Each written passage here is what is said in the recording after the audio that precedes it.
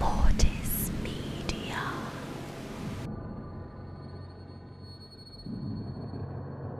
Please note, the image shown is the actual building. My father worked in the Hanneman building in Liverpool when he was a student. This building was built in 1887 as a general hospital and dispensary, prescribing treatment according to the alternative medicine doctrines of Samuel Hahnemann. At the time, my father worked there in what used to be an arts building for the University of Liverpool. He was often the last person in the building and was responsible for locking up certain areas of the building at night and things like that. Being an old hospital, there was a morgue in the basement, and this is where my dad would clean the paintbrushes, as there was a sink. There was a big Victorian stone morgue table in the centre of the room, but my dad said that it never really bothered him, as it was just a bit creepy. Now, as I have said, he would often be there at night, cleaning up, and it could be quite dark. There was also an old elevator that he used instead of the stairs, and this is where he experienced his first paranormal incident. I think it's also important to mention that my dad is a massive skeptic and still does not understand what he saw, but he said, nonetheless, he was shaken up. So, he was the last person in the building and was washing up in the morgue one night when he realised that he had left something on the top floors. So he took the elevator up, and when the doors began to open, a black cloaked figure marched past the doors down the long corridor. My dad swears it was wearing a top hat as well, and he felt a breeze of air as the figure moved past the doors. His heart stopped and he peeked out, but there was nothing there. As it was his job to lock up, he checked every room on that floor and found nothing. He said there were plenty of ghost stories making the rounds at the time, but he never paid much notice and got on with his job. However, this incident shook him up a bit at the time. He remembers it well, to this day.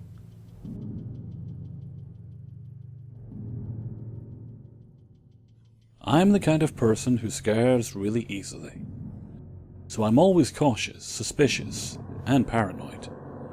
To be honest, I live in a small port town where nothing out of the ordinary happens. I was about 17 at the time, and I used to take a bus to school. Actually, I had to take 2 buses, as the school was in another town.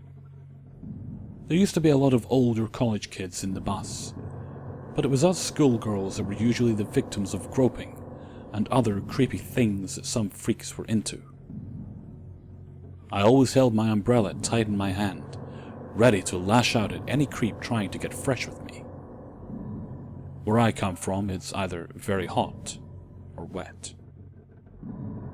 It so happened that one day, I was sitting next to the window in the bus back home, just looking out at the scenery we passed by. Someone sat next to me as I continued looking out. I turned to see a man, really short and dark-skinned, looking right into my eyes. Panic surged through me as my grip tightened on my umbrella. I looked away and pretended like I was just fine. He was very dirty and kind of unstable looking. He took out his phone and played some kind of song. I don't really know what language it was, and the music in it was just some creepy piano playing. I had never heard that song before. He smiled and bobbed his head to the music, which was weird because it wasn't really the kind of music you bob your head to. My heart was racing. He occasionally looked at me and smiled. I was feeling dumb and feverish. Throughout the journey, the song kept playing. I was too scared to tell him it's disturbing. but I don't know why no one else did either. No sooner did the bus reach the stop where I get off than I rushed out of my seat. For a brief moment I thought I felt his hand on my behind, but that moment passed and I tore out of the bus. I started walking to the bus stop from where I took the second bus home, and felt someone following me. Excuse me, can I talk to you? I heard his voice from behind me. I kept walking. I slipped once and scraped my knee, but I got up and just kept walking. He continued following while repeating, Excuse me. The second bus I take pulled up at the bus stop, and I ran to it. I got in and sat on the last seat. I looked out the glass, and there he was, staring at me. I didn't see him after that, and kind of forgot about the incident, until this thing happened. I moved to a hostel when I was in college. This is 3 years after the first incident.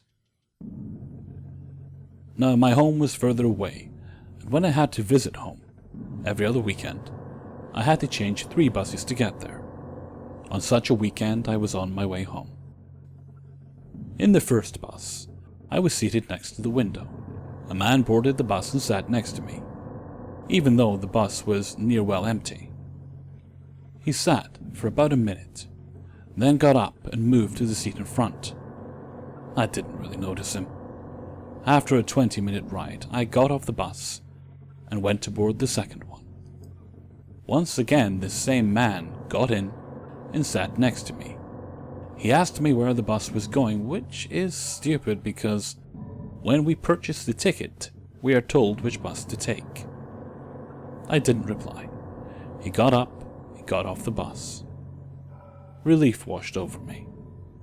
A few seconds after the driver started the engine, he rushed back in and sat in the seat behind me. I was now convinced I'm being followed. The 40-minute ride seemed like hours. I was really afraid. I tried to calm myself down through the ride. Maybe I'm just overthinking. Maybe it's just a coincidence. I simmered down and spent the remainder of the journey playing games on my phone. It was around 7 when I reached my hometown. I still had another short bus ride left till I got home. I reached just in time to catch the last bus for the day. Being my area, a lot of familiar faces were in the bus. I felt much better now. Of course, he got in. This time I sat next to an old lady that Mum often spoke to at church. He sat in the seat adjacent to us. Throughout the journey he stared at me, only looking away if I turned. I felt a deja vu moment, though I couldn't really place it. My bus stop arrived and I rushed out of the bus. It was dark now, and there were only a few streetlights. I felt footsteps behind me and a beeping sound like someone dialing a number. Then I heard music. The hair on my arms stood as a chill ran down my spine. I recognized the tune. The same eerie piano music. The same unknown language. Then the footsteps picked up pace. I just ran until I saw the familiar building, the church. There were a few people gathered outside, probably some prayer meet. I ran up the steps and tried to just blend in among them. When I turned around, he was gone.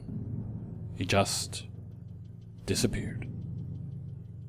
I didn't know what to make of this. I considered telling one of the men there to just look around, but since he wasn't to be seen anywhere, I dismissed the thought. I waited there till the people left and walked home with them. It's been 6 years now since the second incident. I haven't come across him again. I really don't know if it was the same guy both times, but that music, it was just too much to be a coincidence. Sometimes I still hear that creepy tune playing, but I'm sure it's in my head.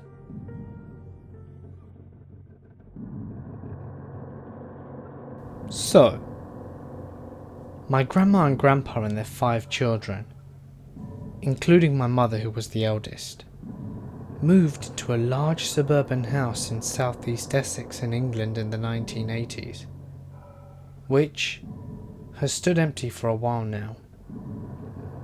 The house was modern, large, with a big garden that sloped quite dramatically uphill. At the end, you reached a large concrete fence with an alleyway that ran behind it. On either side of the house were other large houses, so by no means was this an isolated, old, creepy mansion. When my grandparents were looking around the house considering to buy it, they both felt a creepy presence, almost like they were being watched, particularly on the upstairs landing, but chose to ignore it as it was very cheap and perfect for the family. Apparently for a few weeks, everything was fine, and the house was perfectly normal. One day, my Uncle John was playing in the garden when he looked up and saw a dark figure in the upstairs hallway, beckoning him to come inside. According to my Uncle John, it had been the same shape and size as my mother, who at the time would have been 18, so he assumed it was her and ran upstairs to see what she wanted. When he got to the upper floor of the house, he discovered that no one was there. The only person in the house at the time was my grandmother, who was painting the inside of our garage.